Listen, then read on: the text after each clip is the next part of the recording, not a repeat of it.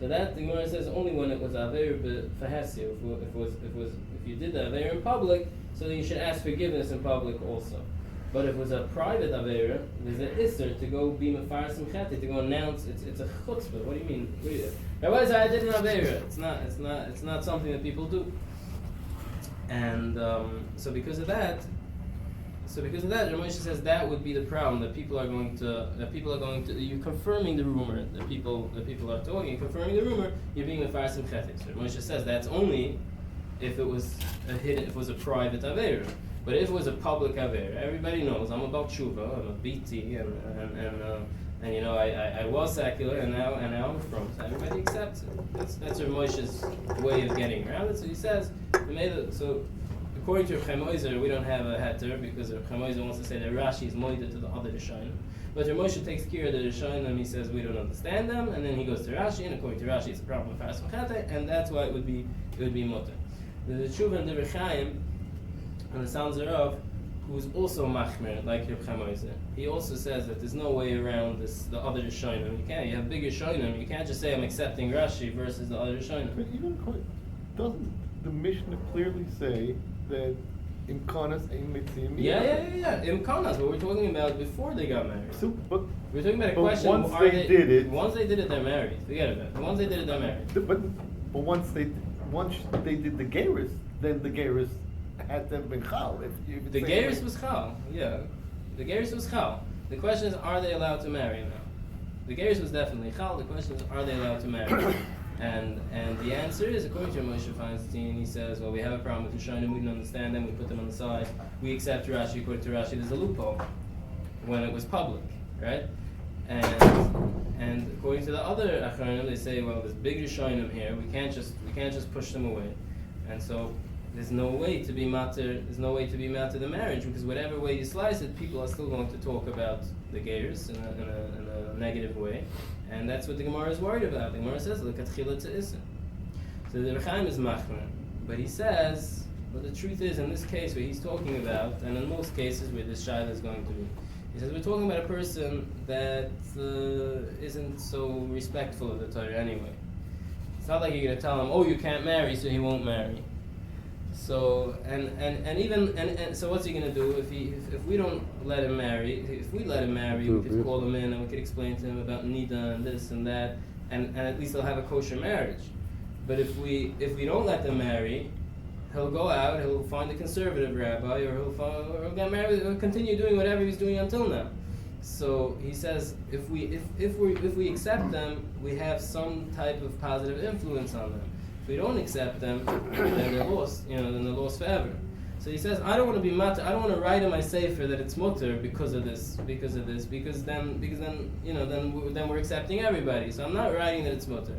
But if we have a few rabbanim that are willing to accept these gerim and teach them the Torah, so that it shouldn't be marv isurim chamurim, so then it's okay. This was the Rechaim. This is the Rechaim. Sounds right.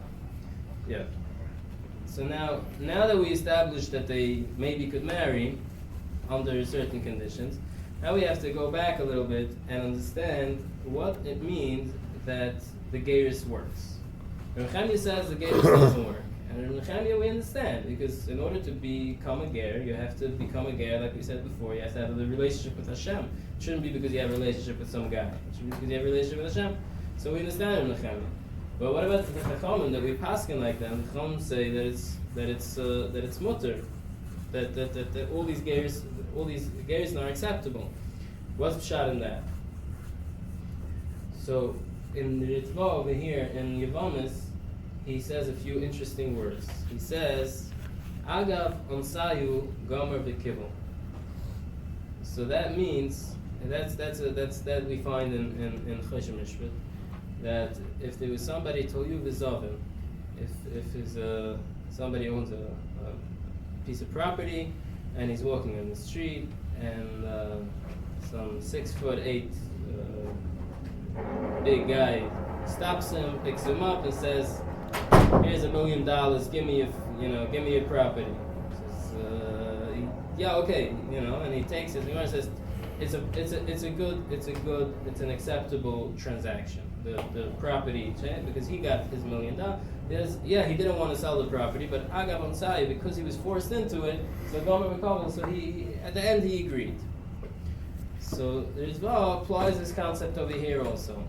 He didn't want to become, he wouldn't, on his own volition, he wouldn't just wake up one day and say, you know what, Judaism is so great, and Hashem is so amazing, I want to become a Yid, I want to become a Ger.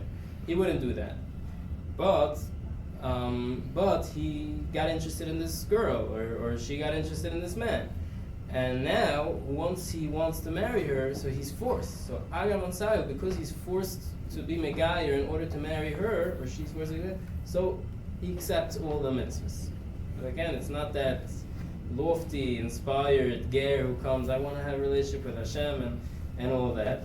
But still, he's mekabel, and if he accepts it in his heart, we said, if he accepts it in his heart, like Kim Yer L'Leiva, Hashem knows what's in his heart, and Hashem accepts him, so he's a kosher ger. That's how the Ritva explains it. The Rambam adds a few words here. The Rambam says that maybe he really does mean it.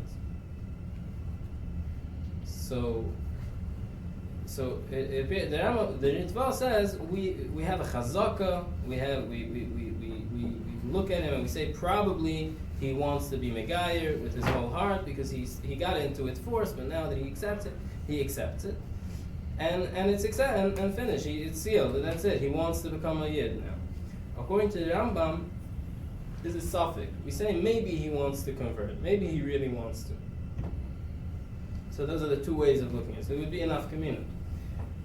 According to the Ritva, they're Geirim, and they're full-fledged Geirim. They're accepted because we say we have Chazaka. They're accepted. So and that's what it says in the Gemara. The Gemara doesn't say Kulam Geirim Misafik. The Gemara says Kulam Geirim Hen. We accept them. So why? So he takes this concept that we find in Choshen Mishpat because Agav Ansai Gomer V'Kol.